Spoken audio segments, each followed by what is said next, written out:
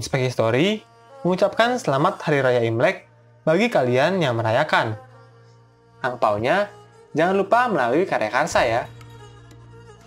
Ketika kita mempelajari sejarah, seringkali kita mendengar bagaimana peradaban besar dunia membangun pertahanan untuk melindungi wilayahnya. Di antara berbagai bentuk pertahanan yang dibangun, salah satu yang sangat terkenal adalah tembok besar Tiongkok. Tapi tahukah kalian, mengapa dalam sejarah Tiongkok membangun tembok besar? Untuk menjawab pertanyaan tersebut, kita perlu mempelajari sekilas mengenai sejarah Tiongkok, khususnya pada masa negara-negara berperang. Pada zaman itu, dinasti Zhou yang berkuasa sudah mulai kehilangan otoritasnya. Bangsawan yang awalnya mengabdi sebagai kepala daerah mulai membentuk negara-negara mereka sendiri dan saling berperang satu sama lainnya demi memperebutkan kekuasaan atas Tiongkok. Perang yang demikian gencar hanya menyisakan 7 negara yang paling kuat. Ketujuh negara itu adalah Qin, Chu, Cao, Han, Wei, Qi, dan Yan. Tersisanya 7 negara ini justru membuat perperangan semakin sengit. Tidak jarang, negara-negara ini memobilisasi rakyatnya untuk berperang dengan negara bagian yang lain. Demi menjaga kota-kota yang telah dikuasai, mereka memerintahkan pasukannya untuk membangun pertahanan kota yang berfungsi untuk melindungi wilayahnya dari serangan negara-negara bagian lainnya. Sekalipun demikian, ada 3 negara bagian yang memerintahkan sebagian pasukannya untuk menjaga perbatasan di utara. Di tengah konflik yang demikian sengit, mengapa ketiga negara ini justru mengirimkan pasukan untuk menjaga perbatasan utaranya? Bukankah tidak ada satupun negara bagian Tiongkok yang berada di wilayah itu? Jika diteliti lebih lanjut, 3 negara itu sebenarnya sedang menjaga perbatasan utara mereka dari musuh yang sewaktu-waktu dapat mengganggu stabilitas negara mereka. Siapakah musuh yang dimaksud? Jauh sebelum Mongolia, suku-suku nomaden, sang penunggang kuda, sudah hidup dan berkelana di Asia Tengah.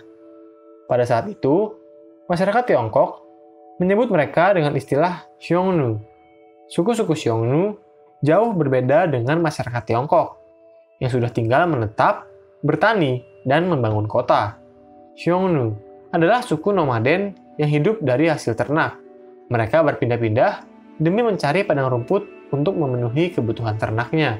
Sekalipun dalam banyak bidang, Xiongnu jauh di belakang Tiongkok, namun dalam hal menjinakkan dan mengembangbiakan kuda, mereka berada di depan bangsa-bangsa lainnya. Jika kamu mempelajari sejarah pertanian dan peternakan, kamu akan mengetahui bahwa suku-suku nomaden yang hidup di wilayah Asia Tengah seringkali dianggap sebagai bangsa pertama yang berhasil menjinakkan kuda. Hal ini membuat mereka menjadi bangsa yang sangat mahir dalam segala bidang yang berhubungan dengan kuda. Sekalipun Xiongnu seringkali dianggap barbar oleh penguasa Tiongkok, namun perdagangan di antara kedua bangsa ini terbentuk dengan sangat cepat. Peperangan yang tidak ada habisnya membuat negara-negara bagian di Tiongkok sangat membutuhkan kuda-kuda perang yang baru. Di antara semua jenis kuda yang ada, kuda-kuda yang berasal dari wilayah Asia Tengah lebih terkenal akan ketangguhannya. Di sisi lain, Xiongnu juga sangat menyukai berbagai komoditas Tiongkok, yang secara kebudayaannya lebih maju di antara mereka, seperti kain sutra maupun hasil pertanian, yang memang tidak diproduksi oleh suku-suku nomaden. Sekalipun demikian, konflik internal yang tidak ada habisnya dan kebijakan ekspansionis negara-negara bagian Tiongkok membuat konflik di antara keduanya semakin tidak dapat dicegah. Untuk menjamin kebutuhan hewan ternaknya, negara-negara bagian Tiongkok harus memperluas wilayahnya demi memperoleh padang rumput hijau. Permasalahannya, padang rumput yang seperti itu juga dibutuhkan oleh suku nomaden untuk kebutuhan hewan ternaknya sendiri. Bagi negara Qin, Cao, dan Yan, Xiongnu adalah masalah yang sangat serius. Karena masalah ini memaksa mereka untuk menempatkan sebagian besar dari pasukannya untuk menjaga wilayah perbatasan. Pasukan ini sebenarnya sangat mereka butuhkan untuk mempertahankan wilayahnya dari serangan negara bagian yang lain. Namun, apabila tidak dijaga, suku-suku Xiongnu akan menyerang dan menjarah berbagai wilayah yang tidak dilindungi oleh tembok-tembok kota maupun benteng. Karakteristik pasukan Xiongnu juga jauh berbeda dengan mereka. Jika negara-negara bagian Tiongkok umumnya menggunakan pasukan infanteri sebagai tulang punggung dari militernya, suku Xiongnu seringkali hanya berisi pasukan berkuda ringan yang dapat dengan cepat menyerang dan mengundurkan diri dalam waktu yang singkat. Selain itu, karena pengalaman mereka dalam menunggang kuda sambil berburu, pasukan Xiongnu memiliki kemampuan untuk memanah dengan tepat sambil berkuda. Dalam menyerang Tiongkok, Xiongnu seringkali menggunakan berbagai macam strategi, seperti berpura-pura menyerang suatu wilayah hanya untuk memancing pasukan utama musuh, dan kemudian menjarah wilayah yang tidak dilindunginya. Menghadapi ancaman itu, awalnya para penguasa Qin, Cao, dan Yan menempatkan banyak pasukan penjaga di perbatasan. Pasukan ini dipimpin oleh perwira-perwira terbaik dari masing-masing negara. Namun karena perang internal Tiongkok, mereka terpaksa menarik sebagian besar pasukannya untuk segera ditempatkan di front lain yang lebih penting.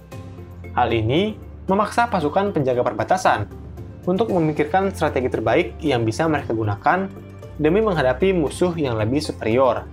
Beragam taktik baru mulai diuji coba dan diterapkan di sepanjang perbatasan.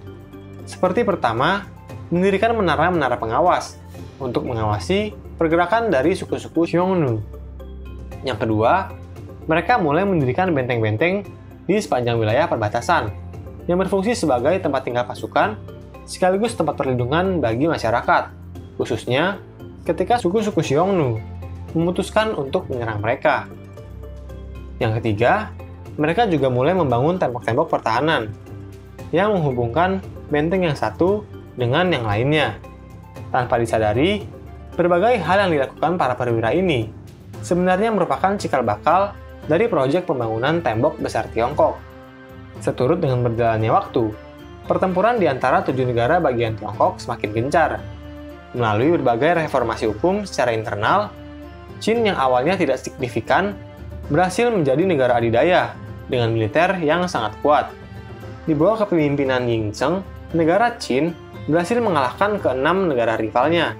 Qin kemudian menyatukan Tiongkok dan mengangkat dirinya sebagai Kaisar Qin Shi Huang. Sekalipun berhasil menyatukan Tiongkok, ancaman suku-suku Xiongnu tidak berhenti sampai di situ. Hal ini membuat Kaisar Qin memerintahkan Jenderal Meng Tian untuk pergi menjaga perbatasan.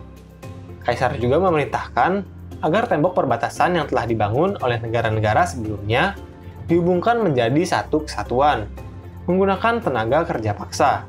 Dinasti Qin memang hanya berumur pendek, namun tembok besar yang dikembangkannya terbukti sangat bermanfaat bagi dinasti-dinasti Tiongkok setelahnya.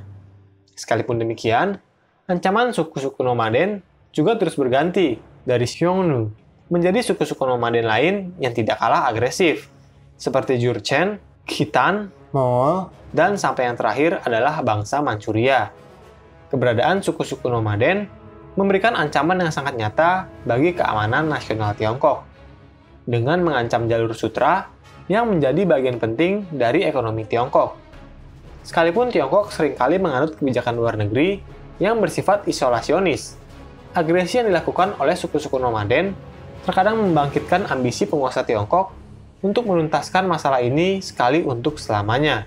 Salah satunya, seperti yang dilakukan oleh Kaisar Han Wudi, yang menyerang dan menganeksasi sebagian besar wilayah Asia Tengah, maupun Kaisar Tang Taizong, yang menggabungkan pasukan nomaden di dalam pasukannya. Menghadapi suku-suku nomaden bukanlah tugas yang sangat mudah. Sekalipun satu suku berhasil dikalahkan, seringkali suku-suku yang lain akan muncul dan menggantikan posisi dari suku nomaden sebelumnya. Dalam sejarah, ada beberapa kisah di mana suku-suku nomaden mampu menyerang dan bahkan menguasai daratan Tiongkok. Dinasti Yuan misalnya, merupakan salah satu contoh di mana suku nomaden berhasil mengalahkan Tiongkok. Dinasti Yuan dapat dikategorikan sebagai dinasti asing di Tiongkok, karena dinasti ini didirikan oleh Kubilai Khan, yang adalah cucu dari Genghis Khan. Berbeda dengan dinasti-dinasti di Tiongkok sebelumnya, dinasti Yuan adalah suku minoritas yang berkuasa di atas mayoritas. Di bawah kepemimpinan dinasti Yuan, pasukan yang awalnya menjaga tembok besar menjadi tidak penting, karena tembok tersebut sebenarnya dibangun untuk mempertahankan Tiongkok dari serangan suku-suku nomaden seperti Mongol. Setelah Mongol menguasai Tiongkok, fungsi utama tembok besar menjadi hilang. Tidak mengherankan, karena minimnya penjagaan dan perawatan, beberapa bagian dari tembok menjadi rusak. Namun, dinasti Yuan akhirnya berhasil digulingkan oleh Zhu Yuanzhang, yang adalah kaisar pertama dari dinasti Ming. Dinasti Ming adalah dinasti yang diperintah oleh suku mayoritas. Karenanya, fungsi tembok besar bukan hanya dihidupkan kembali, namun juga ditingkatkan menjadi jauh lebih baik. Sekalipun demikian, karena berbagai masalah yang dihadapi, dinasti Ming mengalami kemunduran dan digantikan oleh suku nomaden lainnya yang bernama suku Manchuria, pendiri dari dinasti Qing. Sejak saat itu, fungsi utama dari tembok besar kembali mengalami penurunan, khususnya setelah kekalahan dinasti Qing terhadap Inggris saat Perang Candu. Sekalipun awalnya, tembok besar berfungsi untuk mencegah masuknya bangsa asing ke wilayah Tiongkok, namun saat ini, keberadaan tembok besar justru menjadi daya tarik utama bagi wisatawan asing untuk datang dan berwisata ke atas tembok tersebut. Sungguh ironis, bukan? Hai, bantu kami dalam memproduksi lebih banyak konten sejarah dengan mengklik tombol subscribe. Dan jangan ragu untuk memberikan saran, komentar, atau pertanyaan. Terima kasih.